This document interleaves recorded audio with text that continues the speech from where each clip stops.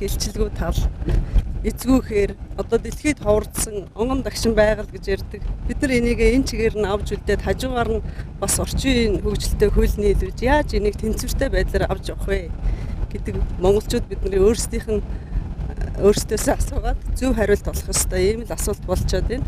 Өнөөдөртөө бол манай зүүн зүгийн аймагуд бол харьцангуй гайгүй. Гэхдээ бид нар ийшээ говь руу одоо ингээд автоогоо орчоод цаашаага дундгой нутгаар явна. Ингээд тэр бас байдлаараа өөр болсон байх. Ингээд бүгдээрээ явж үзцгээе.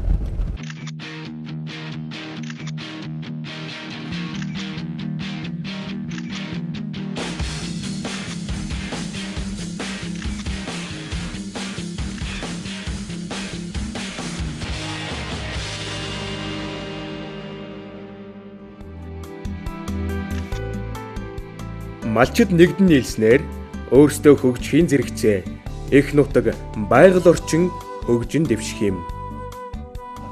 Сайн байна уу та? Сайн. За, таны хэн гэдэг вэ? Гүнэмөр заштрч гэдэг. За, та энэ нутгийн хүн байх та. Би энэ нутгийн хүү. Одоо танаа энэ нутгийн энэ даваад орж гэж хүнтэй сая бид нар зөндөө ярилцлага хийлээ л дээ. Тэгээд тэгсэн ер нь бол танаа нутгийнхын энийгээрээ маш их ашиг тустай юм хийж байгаа юм байна л да. Тэгээд энэ хоршиж ажиллаад одоо баг болж ажиллаад асар их тийм сайн байгаа юм байна л да. Ер нь та тэрийг юу гэж бодож чинь та тэрний мэдээлэл байна уу? Энэ бас их үр ашигтай л да. Манай ногоон тижэл энэ доод энэ даваад орж тарьж байгаа тариалын тэр энэ доор л төмс ногоо янз бүрийн ч одоо усалдгааны систем нь энэ л одоо бас ач нэмэр их болж байгаа шүү дээ. Та тэгээд яг одоо тэр багт орсон хүн үү? Би одоо шинээр илсэл орж байгаа. Эсэд орцсон хүн үү? Тий орж байгаа. Одоо орж байгаа. Одоо огч байгаа юм уу? Хүсэлтэй ерөнхийдөө тавиад ирж байгаа хүн юм байна штэ. Энэ одоо нөгөө хоршоонд маань илсэе гэж өчтөр надад өргөдлөө өгөөд. Тэгээ одоо хоршоонд орохол гэж л одоо өнөөдөр тэгээд яасан орсон ороог байгаа юу? Ер нь та тэгээ манай хоршоонд яах гээд орох гээд байна ер нь? Юунд хэрэгтэй болоод яах гээд байна? Амьдралд бас одоо хоршоол янз бүрийн энд оролцохгүй л одоо бас их дутагдaltaй юм байна бид нар бол ганцаардаад цаанаас засаг зархиагээд нь хилээд хандаад байх юм байхгүй. Яаж яаж гэсэн тийм. Хүмүүс нийлээд аж амьдрал нь сайжраад мал таргалаад ингээд байдаг. Танаа мал таргалж өгдөг үү? Ганцаардал тэнд нэг хаягдсан хүн шиг эвгүй байв уу? Эвгүй. За.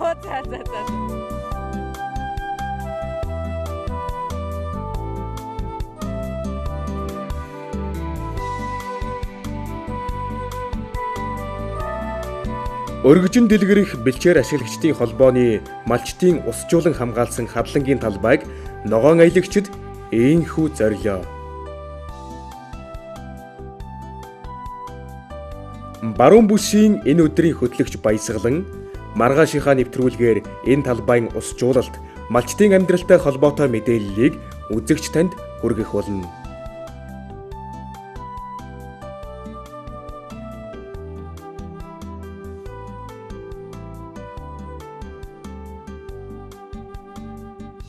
Нэгдчих хөдөлгөөн шиг өмчийг хоримтлуулах биш хүмүүс сэтгэл санаагаараа зөвхөн нэгдээд ямар амжилтанд одоо хүрч болдг юм бэ? Тэд нар нээсэн цагтаа өвс ногоогоо хичнээн гангачтай байсан ч гэсэн услалтын систем бий болгоод тэрийг өөрснөө одоо ногоогоо хурааж аваад маш их юм хийж хамтраад маш их юм хийж чадах юм байна. Малчид бол хэлж байна.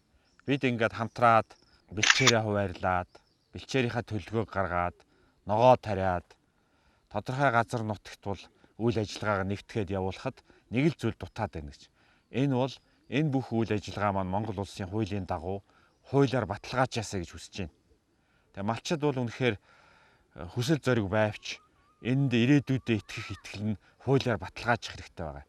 Тийм учраас улс төрчийн хувьд харахад бол өнөөдөр энэ асар том байгалийн баялаг бэлчээр ногоон хөрөнгийг үнэхээр бүртгэлжүүлэх түүнийг орон нутагт нь тодорхой хуулийн дагуу эрх мэдлийн шилжүүлэх хэрэгтэй харагдаад байна л та.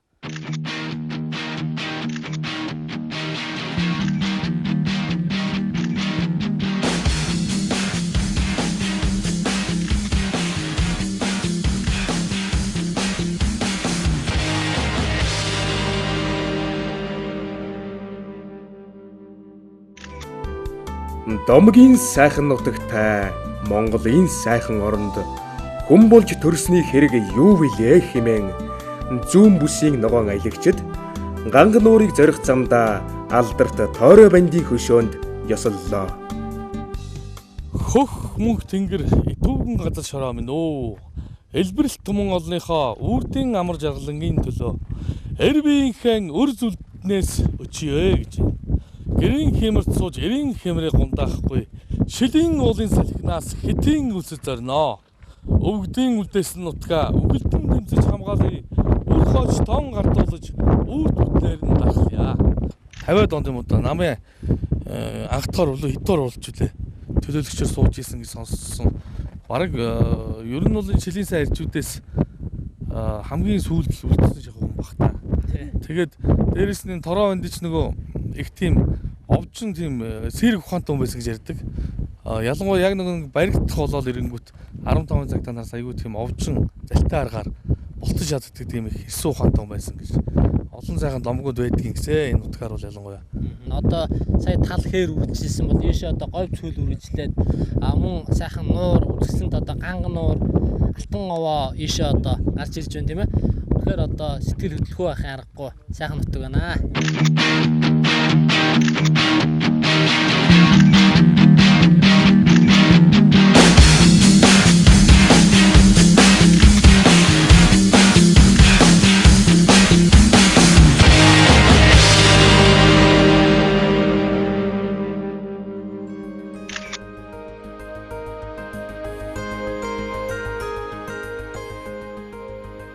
Хоёулаа ирсэн шовууд урвуулаа болоод буцдаг.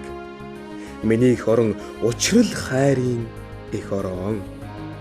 Хард очсон морд нь нутгаа тэмцэн гүйдэг миний их орон санан тэмүүлэхийн их орон. Түмэн өнгийн цэцгээ хөлдмөн дэвссэн миний их орон хүндэтгэл хайрлахын дээд их орон. Түнэр харан хуйдч сэтгэлд минь бадамлан асах миний чиний хайрын ундраг их орон.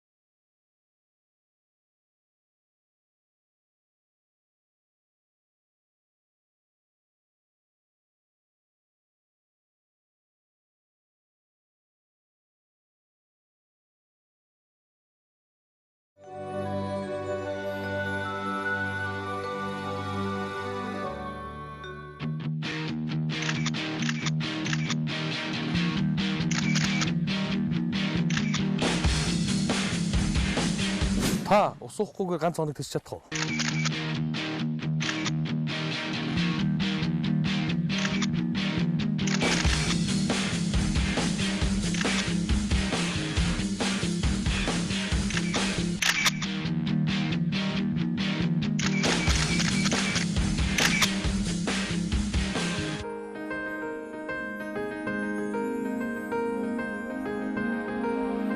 Их орон маань ямар их уудам юм бэ?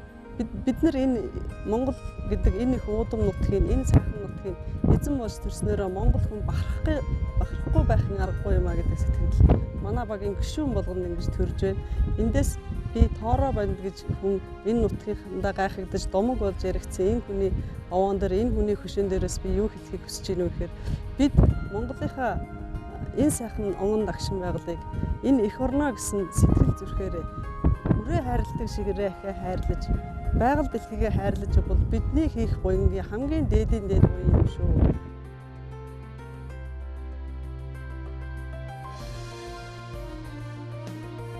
Зүүн бүсийн мөнх гол багийнхан Сүхбаатар аймгийн Дарганх сумаас 11 км-т орших улсын тусгай хамгаалалттай байгалийн үзэсгэлэнт газар Ганга нуурт ирлээ. Улс нутаг минь уртын гол, лус савдаг минь алтан овоо, дуу хуур минь жаахан шарга, Дарганх гэдэг Ганга нуураа хэмээн бид Ганга нуурыг шүтэн биширсээр ирсэн.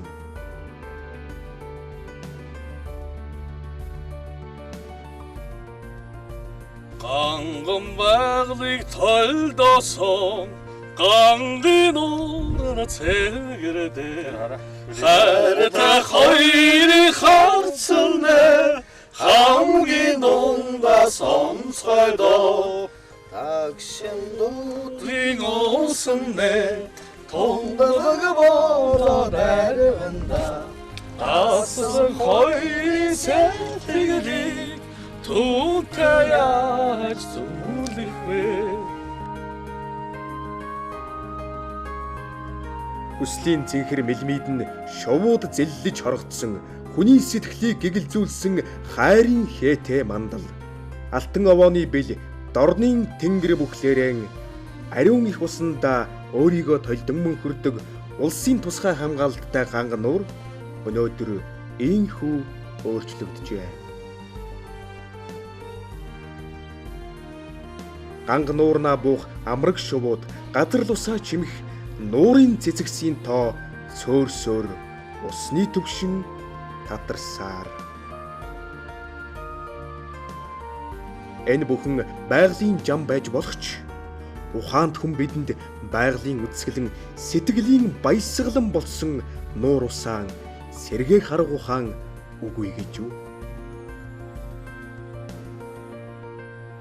Бидний одоо энэ зогсож байгаа яг нуурын орол байсан болов гэмээр тийм сэтгэл төрж ин л та тэгэд энэ ширгсэн байна, багассан юм шиг байна. Яг юунаас болдгийг яг үнэхээр энэ экологийн орчин өөрчлөгдөж гин үү? Эсвэл хүний хүчин зүйл байна уу? Энийг олон жилийн монитор судалгааны үр дүн эсвэл одоо 1950-ад он 60, 70, 80 оны нуурын зурагтай харьцуулж ижил ширгсэн үгүй талбай багсан үгүй гаргана л да. Тэгээ сүүлийн 2 жилийн мэдээнд ч үндэслэж хэлэх боломжгүй. Магадгүй хурд үндэсний хэлбэлцэл маань бол 5-аас 10 жилийн хэлбэлцэлтэй байж болох учраас яаж ч олон жилийн мэдээнд үндэслэж энэ дүнг гаргах хэрэгтэй байна. Оригхийн булгийн хашаа байгаа газар маань наашаа 3-аас 4 метрийн цааталд ус байсан. Энэ 2003 онд ус байсан. Тэрнээс хойш би өнжөөд нэг ирэх болгон жил болгон юуны усны төвшин багасаа. За миний бодлоор бол одоо тааж байгаагаар энэ жилийн усны төвшин багасд бол бидний зогсож байгаа тэр ургамал ургасан хэсэг хүртэл бол байх шиг байна. Байгальд бид нар ямар нэгэн байдлаар эерэг нөлөөллийг үзүүлэхгүй бол байгаль өөрөө уур амьсгалын өөрчлөлтөөс байд юм уу бусад байдлаас шалтгаалаад уур аашилт энэдрийг шалтгаалаад маш хүчтэй өөрчлөгдөж гинэ гэдэг нэг тод жишээ. Бид нар хичнээн сайхан хурд ундастай жил байна. Хичнээн сайхан газруудаар явлаа. Биелээ урд нь очиж исэн газар өстой үзээгүй юм аа үзэж үнэхээр дөрөө шөргөн өвсөн дунд явж исэн ийм сайхан жил Ганга нуурын маань ус хэдэн жилийнхтэй харьцуулахад одоо жишээлбэл би өөрийн нүдээр үзсэн үнэ хэвдэлгээд багассан байна. Тэгэхээр энэний шалтгааныг олох хэрэгтэй. Энэний төлөө бас ажиллах хэрэгтэй бахаа гэж.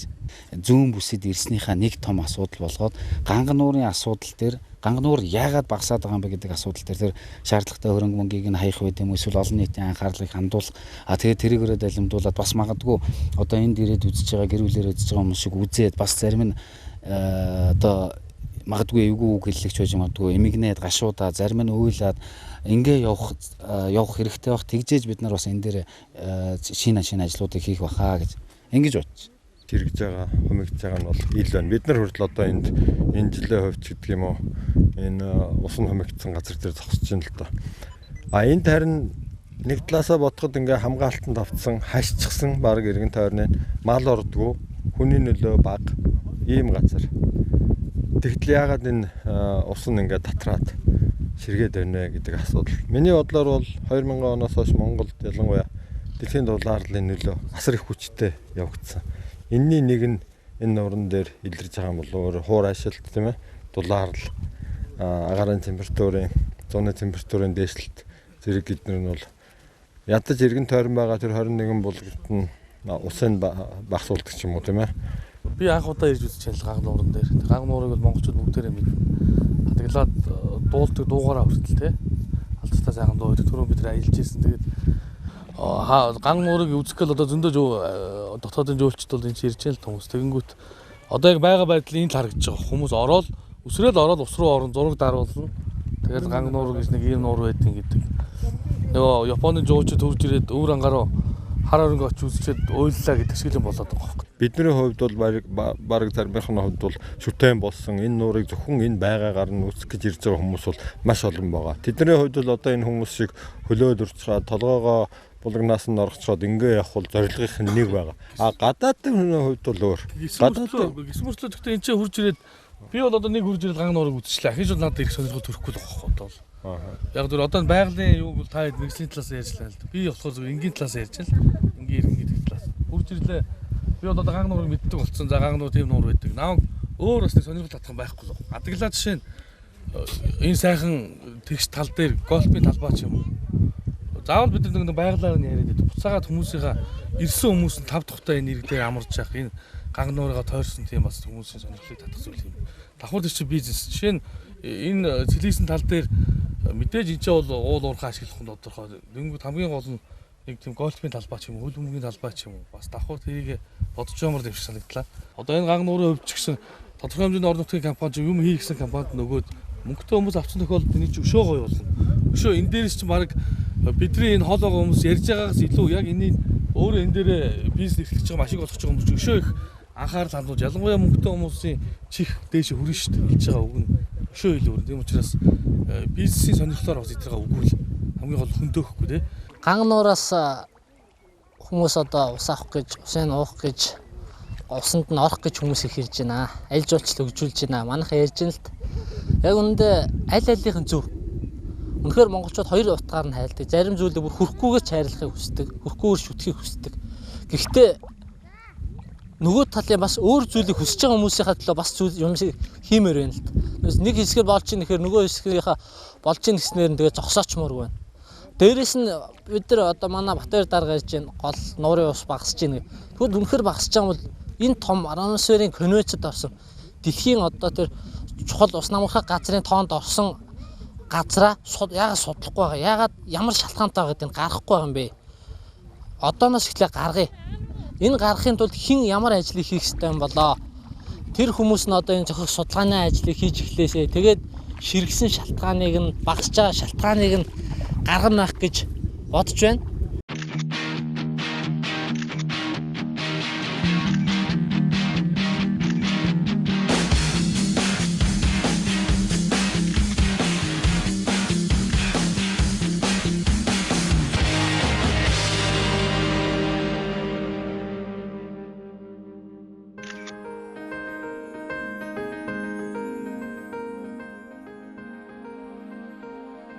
Налгар шаргал наран хоног хоногоор холдоход намар намрын шувууд тэнгэрээ хээлэн буцахад нутгаа сахин малчин л үлддэг.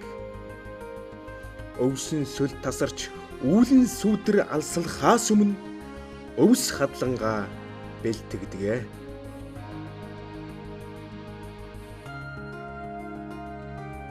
Захун аймгийн Тэлмэн сумын малчид цаг зуурын бэрхшээлийг хамтдаа даван туулж нутгаа хамтдаа хөгжүүлэхийн тулд нэгдэн нийлж өргөжин дэлгэрэх бэлчээр ашиглагчдын холбоог байгуулан 700 га газрыг хадланд зориулан хашжээ.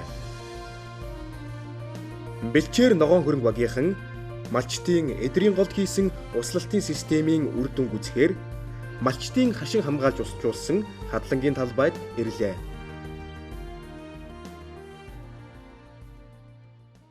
Устын систем нь өөрөө бол энэ бүх юм орно. Энэ ус дамжуулах сувгууд орно. Үндсэндээ бол 200 га дамжсан ийм сувгууд байгаа байхгүй да. Энэ бүгд чинь та нар ингээд тэгсэрсэн ийм шороол байсан байхгүй да ер нь л. Тэгээ тэрийг л бид нар малчтайгаа хүчээр ухад одоо төнкөөд янз янзын яриад ингэж одоо хийлгэж байгаад ингээд ийм болгосон. Эхний удаа түрүүн байгуулсан гэдэг малчтайгаа байгууллагын нэр дээр энд одоо яг энэ хашаатаа бол 50 га газар байгаа.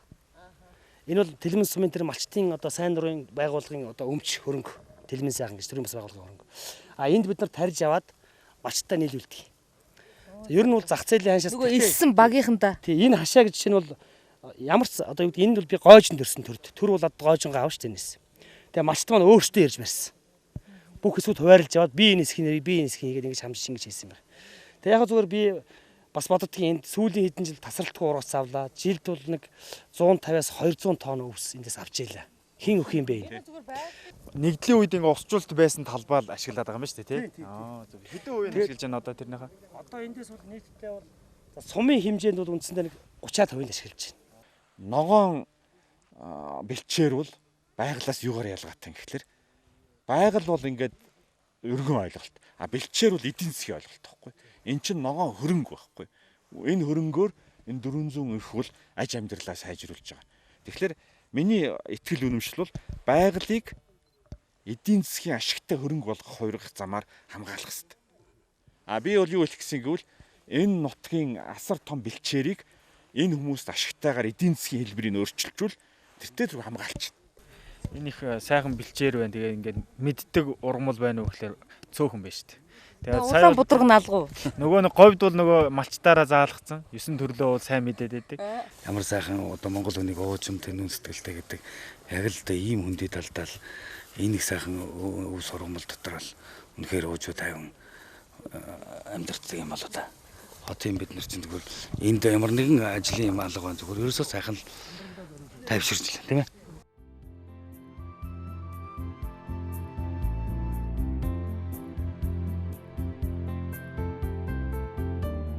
Усжуулан хамгаалсан бэлчээр ургамал хадлагын талбайг ямар болгож болдгийн жишээ бол Завхан аймгийн малчтын хамгаалсан энэ талбай. Хүн сэтгэл зүтгэл гаргавал усны ундрагыг нэмэгдүүлж ногоон ургамлыг соёолуулан ургуулж чадна.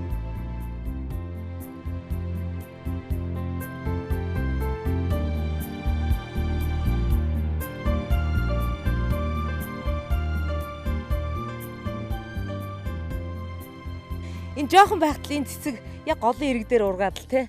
Энийг ч нэг аабн бэбн хийгээл эргүүлдэг цэцэг мөн үү энэ? Ер нь тэгээд цэцэг ургана гэдэг бол шүү дээ.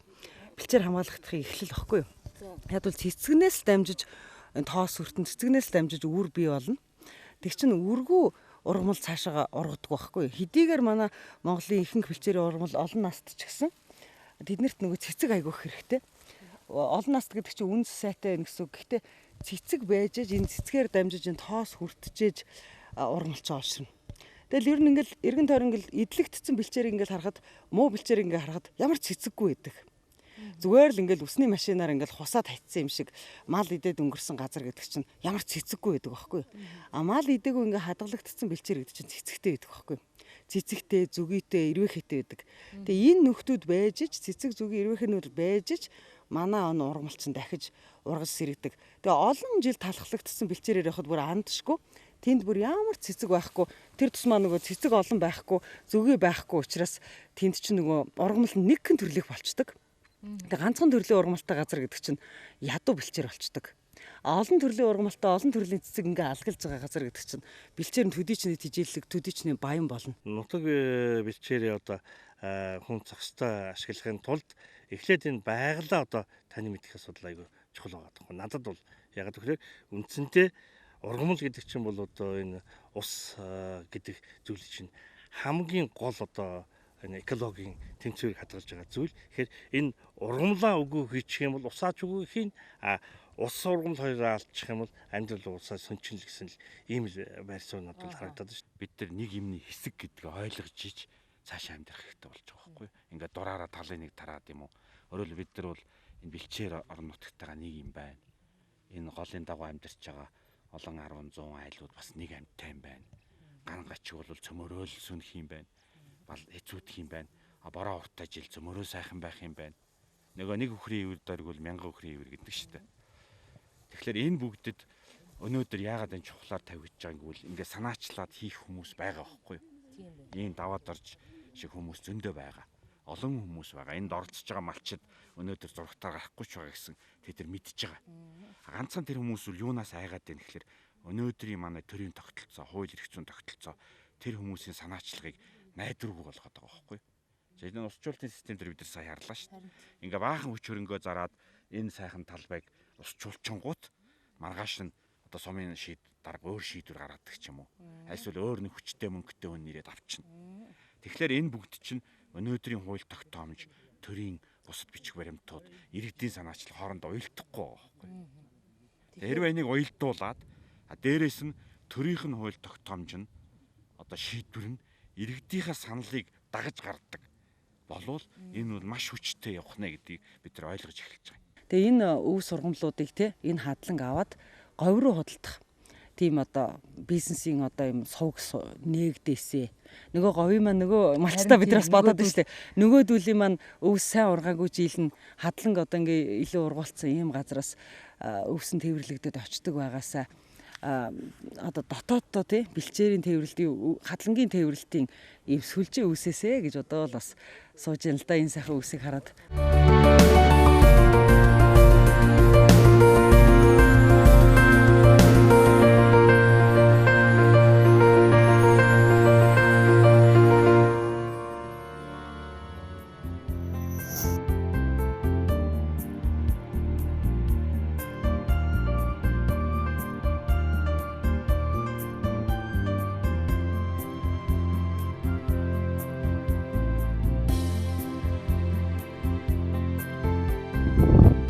Сайн байцгаана уу? Сайхан цуцгааж байна уу?